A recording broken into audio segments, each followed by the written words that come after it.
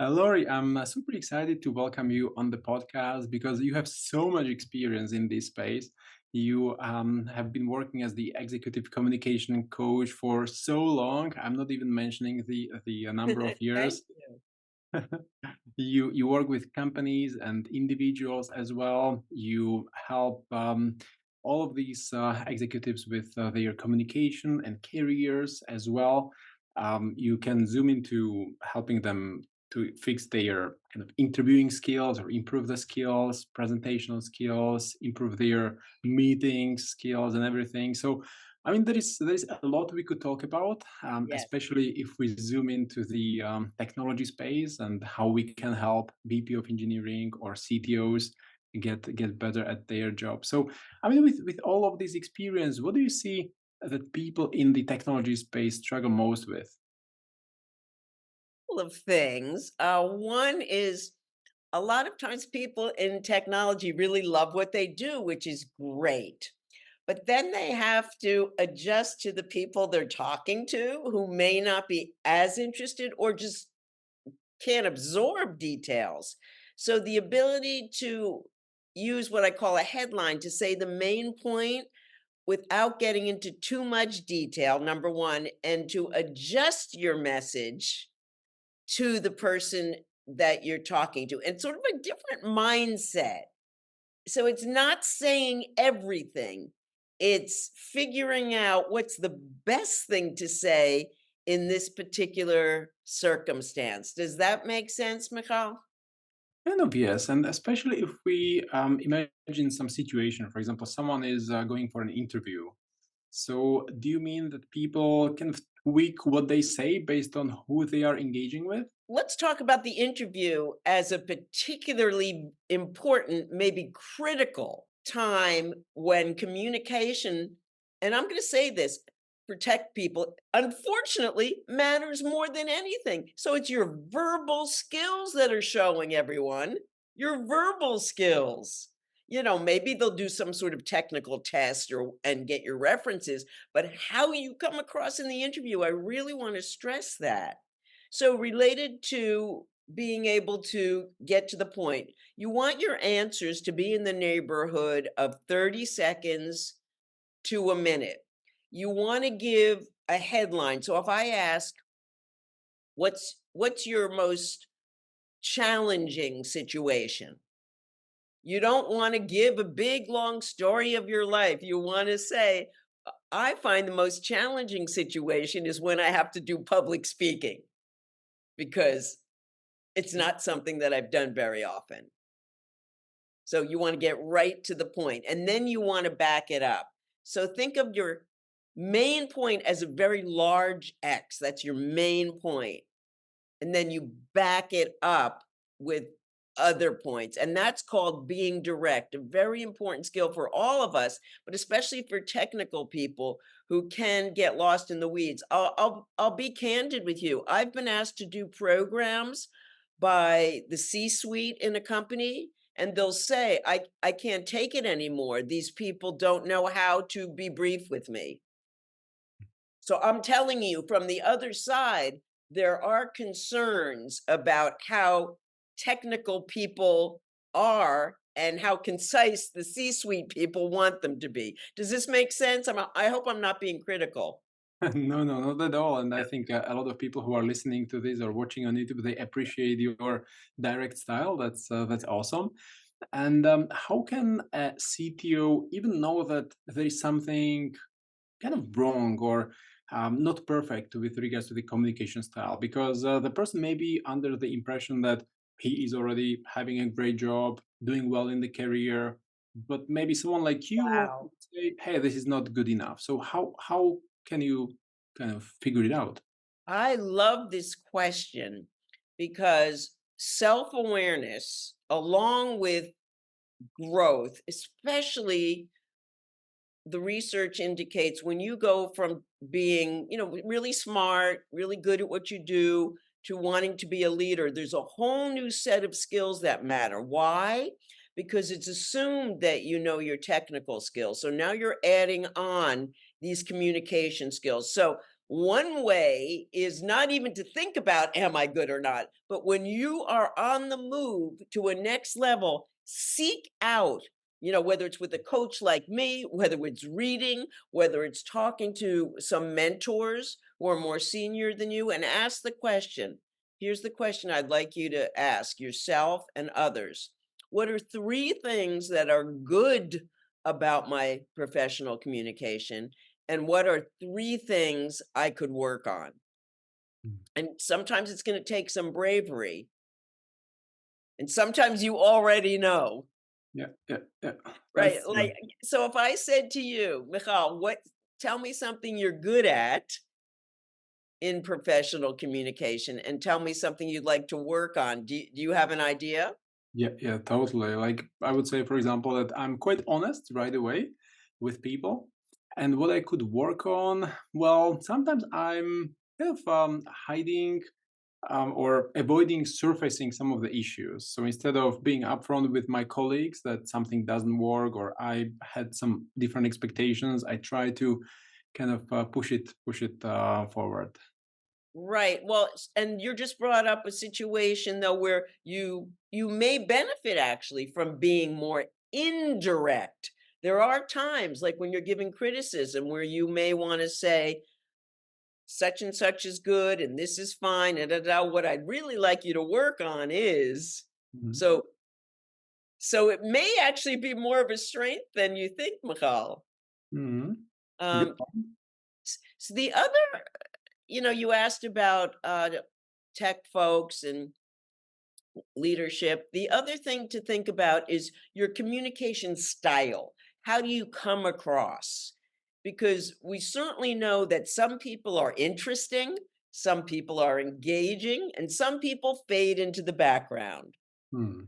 I want to say this, you can be a quiet person and have impact, or you can be more of an extroverted person and have impact. So there's not one right way to be, but what you wanna do is maximize your natural self.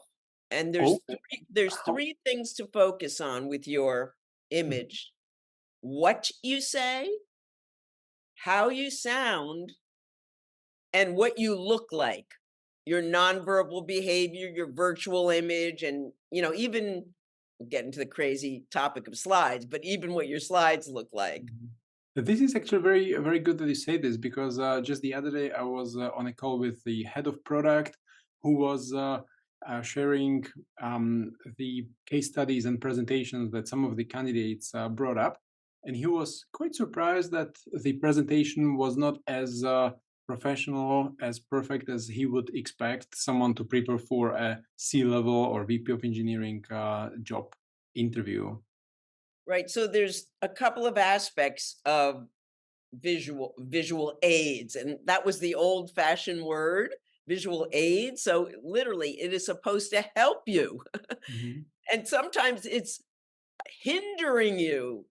Number one, people cannot figure it out. Yeah. And number two, it's overwhelming the speaker. I'm a presentation coach. I'm trying to help the presenter be good. Listen to this, everyone. The slides aren't the presentation. Mm. You are. Yeah. Does So, that so, make sense? so are you saying that the slides could be even plain with the white background and black text without any overwhelming graphics, but focus rather on the delivery of the presentation and the speech itself? I want people to focus more on how they interact with the slide, and I do want the slide to be simple. I'm not a graphic artist, but Mhm. my mind can say, "Oh my gosh," to my client, "there's too much on there," Yeah. or "it looks like a mess," or "it looks like an encyclopedia." Mm. So it's better We to okay, simplify. here's the way to judge. We wanna leave the presentation saying, "Oh, Joseph was amazing." We don't wanna say, "Let me out of here. Just give me Mhm. Joseph's slides." Yeah, yeah, yeah. Joseph should be better than the slide deck. This is exactly the point. Okay, I'll tell you a little secret. Always say more than you show. Always say more than you show. Why? You want the audience, the listeners, to need you. You don't want it to be that they can walk away with everything. Yeah, yeah, and especially Yeah, on the interview when the yeah, person needs to come across as a leader and a good communicator, which is probably why the interview process is in place anyway. That they don't really need the case study as such, right? They know the answer already. They want to see that the candidate can deliver and can yes. communicate. So Um, they're looking for, yeah, go ahead. No, no. So on this note, I was just curious, how can people even think about the communication skills or presentation skills? I mean, these are two kind of different aspects, but still, there are lots of different sub skills. I Many, guess. many. Yeah, so we can just narrow it down to, what are some of the skills important for an interview? And they're Mhm. also important in other situations, but we can talk about interviewing because it's a short period of time that's a critical period of time. Like this week, I'll be working with a woman who really wants a job, particular job, and she does have to present a case study. So we're going to work on how she presents it, her organization. And this is important to everyone because I know you're kind of theoretical and strategic. So I want you to realize that there's the message itself and then there's the delivery. The delivery is how you look, how you sound, how you interact. And you want to be good at both things. Some people just say, "Oh, okay, oh, here's my case study. All right, yeah, let me just look this over." Well, that's bare bones. That is not enough. Yeah. Don't fool yourself for an important interview by saying, "I already know everything." Yes, you're smart. You're smart. That doesn't mean you're going to come across as smart. You get what the difference? Yeah, yeah. Especially when someone is more nervous and stressed out than usually. Yes. Yes, and the best cure for nervousness is preparing a lot. If you have an important interview coming up, I'd like you to, you have your notebook or your device, write out the 15 questions you might be asked, write out your bullet points, and then practice either with a coach or a friend or with yourself. And of course, these days it's so easy to record yourself. Yeah. I don't want you to be so nervous that you avoid it. I know that's normal. Even if you practice just like 15 minutes a day. Think of it as a speech workout. Just like you might go to the gym or run or walk, you need a speaking workout. You know what I could talk about that could be helpful to people is a little bit about virtual communication because Michal, are interviews these days often virtual? Mostly, indeed, yeah. Yeah. Now, when people work remotely in the technology space, it's mostly virtual on Zoom or Teams. Okay. And I'm sure we've all seen people who come across well virtually, and others, it's like, "Yoo-hoo, where are" I've had people who have their head. I mean, it's crazy. So you wanna make sure, again, it's a small slice of you. You wanna make sure that in that half hour that the interviewer's with you, that you come across professionally. So the hardest thing for everyone is looking in the camera. So like on I have a Mac here, and next to the camera, I have a little sticker. It's actually eyeglasses, a little sticker of eye to remind me to look there, to look at the green light, because Mhm. it's not normal. Yeah. Normally I would want to look down or at the person, that I'm communicating with. Also, you want to be framed. You want some of this technical stuff. Just be framed, be in the middle, be seen usually, about the chest upward. Have your eyes in the upper third. Lighting's important, so you want and some of you folks you might know about lighting and sound much more than I do. You want your light source behind you. I happen to be in a room, the overhead light is not bad at all, but some of you may need to actually purchase what's called a ring light. You've probably seen them. Yeah. Yeah. Indeed. During COVID, everyone was getting them. But now you would kind of assume that people already have it and they know it. But with my colleagues, we were recently interviewing candidates for a teacher role, IT teacher, and they were supposed to record a presentation Yeah. of them delivering some topic of their choice. And you wouldn't believe how many of them really were not prepared to be positioned the way you just explained. They had not proper lighting. They were not looking at the screen. They were in a dark room recording this. I was like, wow, how is this even possible? They are supposed to be IT teachers, that they should be kind of, they should know it already, and they haven't. Yeah, it's sort of surprising, isn't it? Yeah, yeah, yeah. It's sort So of like a basic. exactly, exactly. So some CTOs who are listening to this, they may also feel like, hey, this is such a basic insight, but we've been there. We've seen people who are still not there with regards to these basics. So it's good to Yeah. remind them, indeed. And Michal, it's an interesting observation because it's also too bad. The reason is these could be really good teachers. Yeah, yeah. So true. And it's just it's sort of a lack of awareness. It's like a favor, though some of my clients get really annoyed sometimes. A favor I know I do for people is give them tips about this. Hmm. It's And because it's such an easy adjustment.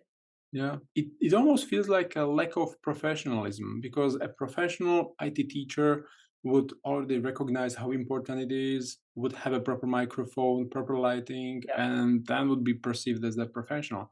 So I guess we need to also create this aura around candidates in the technology space, CTOs, VP of Engineering, be professional, which is often hard for them because they have technical background, but the communication is not Not natural for top of them. mind. Yeah, not top of mind. Yeah, yeah.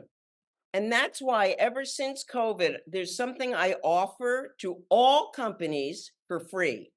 And that is a 15 to 20-minute little talk on your virtual presence. So that Hmm. I'll put that out there. That's open to anyone who has a company. Awesome, awesome. I'll include in the show notes. Great. What are some other aspects of the interview process that the CTO can prepare for? Like how to even think about the role and not just the interview. Now, when I'm thinking about it, probably the interview is not as important as the job itself. And that job in a larger company may require a lot more communication than the CTO in a smaller company was used for. So how to prepare for the next job in terms of communication skills?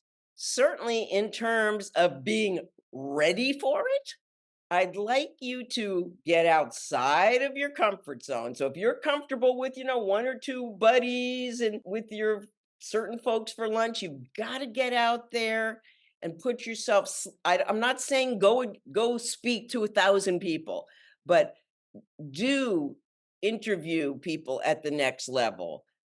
People love it if you say to them, I'd love to pick your brain about being a VP because it's something I aspire to, and I've heard great things about you. I'd like you to get yourself out there. Number two, I'd like you to keep learning things because when you get to that next level, you need to know presentation skills. You need to know virtual presence. You need to know how to run a meeting. I'm not trying to scare you, but you're going to come across much better in an interview if you have taken courses or coaching in these skills. And I'll tell you a true story. One one of my best clients is technical. He's in the field of auditing, and he was going for a big job. He had had years of experience. The interviewer looks at his resume and says, "Oh, you've taken communication courses." And my client feels the reason he got the job was because compared to every other auditor who applied, he was the Mm. only one who showed that he had invested time, money, or whatever in being a leader. Wow, that's a good one. That's a Yeah, good. it really, I tell that story a lot. It's a simple little story. Hmm. And this is often overlooked, especially among the technical leaders, because they focus on the hard skills. Yet the other people in the business environment, the chief sales officer, marketing officer, HR officer. So these other people who the CTO will be communicating with, like almost feels like they speak different language, the Right. business language. So is this also something that could be learned? Yes, well, we'll go back to what we started with, which is that they want to know the essence. Have the phrase "speak at a high level"? Um, you know, don't tell me every detail of the cup. Tell me how the cup fits into the whole organization. So they're looking for someone who can talk about the big picture. So some ideas for the people listening would be, when you're at a meeting, start a sentence with, the main thing I see here is putting it all together. The biggest challenge is, see how I'm talking? I'm talking about everything. I'm not just talking about my narrow little focus. Hmm. So when you hear things like big picture, strategic thinker, it is a different way of using your brain. And you can get there, or you could say, that doesn't interest me. I want to focus on the details of the blue Hmm. mug. That's what interests me. Yeah. Again, you have these choices, and we all know not everyone is meant to be a leader. But if you Mhm. want to get to that next position, I think you'll really enjoy opening up your horizons and Mhm. learning all these new skills. Yeah. They're not that hard. It's the out. Learning is not hard. It's the application Yeah. uh, that's hard. Yeah. And you mentioned the phrase strategic thinker or strategic leader. And I'm sure kind of everyone understands these two words separately, but what does it actually mean? Like when you or the C levels say that we are looking for a strategic Mhm. leader for the CTO role, like what does it mean? How can someone prepare for this? Like what does it entail?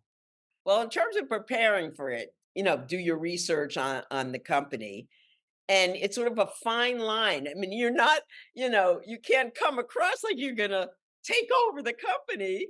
On the Mhm. other hand, you can say, I noticed that you're into blue coffee cups.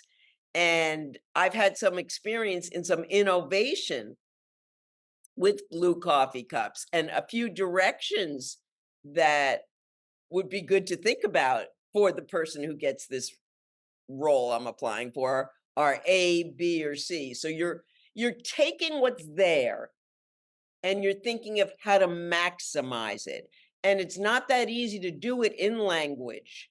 So you do want to practice, forget the interview. You want to practice on a daily basics basis thinking strategically. And that Mhm. would be the sentences I talked about. May I offer an opinion? It seems like the direction we're moving in is. These are great phrases, by the way. I need to fill I my gaps know. as well. We should write a book together for IT people on these phrases. Exactly, I don't exactly. have the patience to do it on my own. I'd need a co-author. Well, I'm totally up for it. Yeah. Yeah. There's actually quite a few books, like 1,000 phrases for this, that, and the other thing. I think, oh, how do they have the patience for that? But yeah, no, Yeah. we, Well, we'll, I ha- guess we'll have to put our heads together. I guess we can just go with 200 phrases or 100 only. Exactly, exactly. Yeah, no, a lot of clients like that. They like the phrases. You know what I'm asked a lot, and it's so easy, how to transition from one point to another. And you do need a sentence. Now I'd like to move on to next. Mhm. Let's look at. It's really easy. Yeah, So those are a few sentences you can use whenever you're trying to go from one point to another. We've talked about blue coffee mugs. Now let's talk about green. yeah. So those are called transition sentences. Awesome, awesome. Well, I really like how you mentioned that the self-awareness is important, and often, I mean, the hardest part is to get the ball rolling and identify Right. the gaps. Is there any way how to identify these gaps? Because there are so many options out there. Like, do you have any favorite way that you recommend to your clients?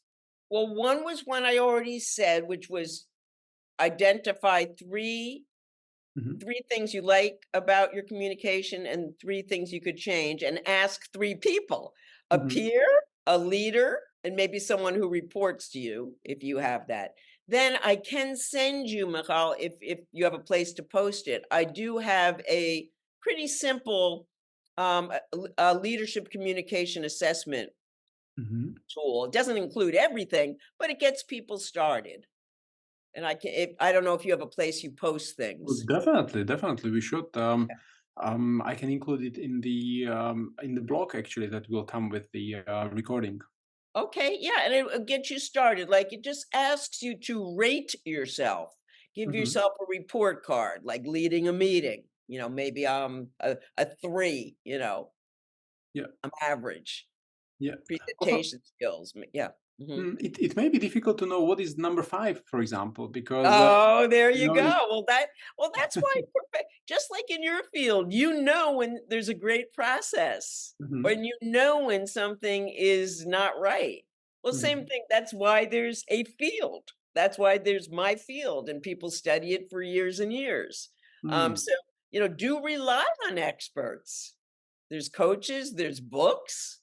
mm, My book's still doing well after many years. I'm actually revising it. It's called Smart Speaking, mhm, which the opposite of stupid speaking. So yes, I know the criteria. mhm, I know what makes person a 5 in an interview versus a 1.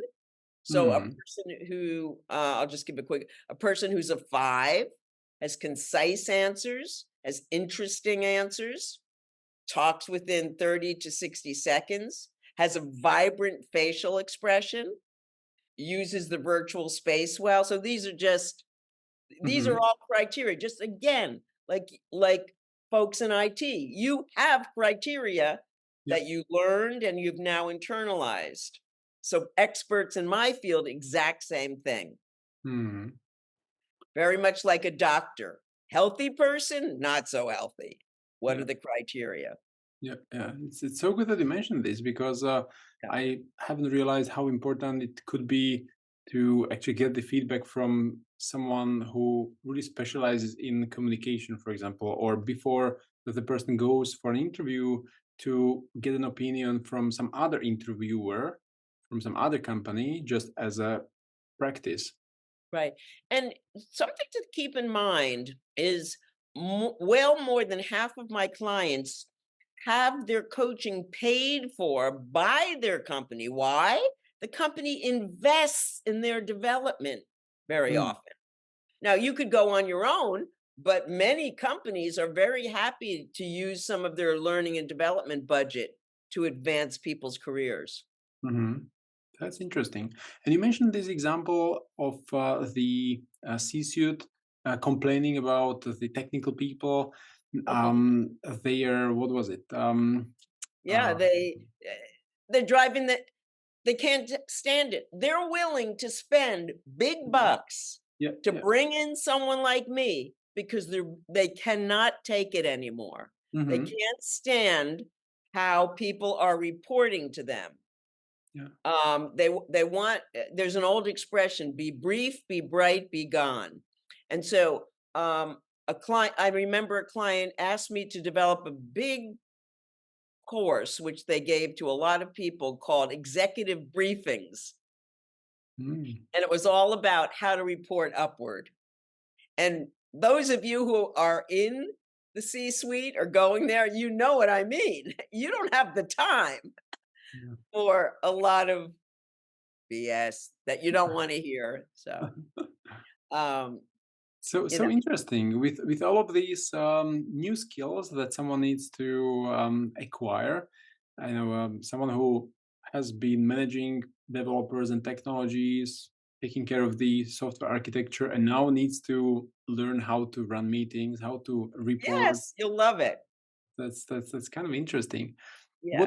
What are some other skills that the technical people should focus on in regards to communication or probably even beyond? Well, in the time that we have, I would say I could break down like oral communication would be your speech clarity, your voice itself. There's a lot of research indicating that how you sound matters. And the most important thing is the ability to hold attention. So right now, maybe my voice is okay, but I'm not going to hold attention. You can see a big change in how I'm talking. Yeah. And every language has a different pattern. English happens to have a need for one word in every phrase to jump out. So it's actual energy that you're using in your voice. Hmm. And then non-verbally, there's facial expression, there's gestures, and if you're in a room, there's movement.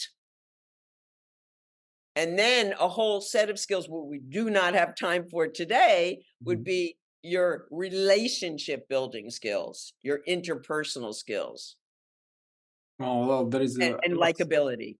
Yeah, there is a lot to uncover.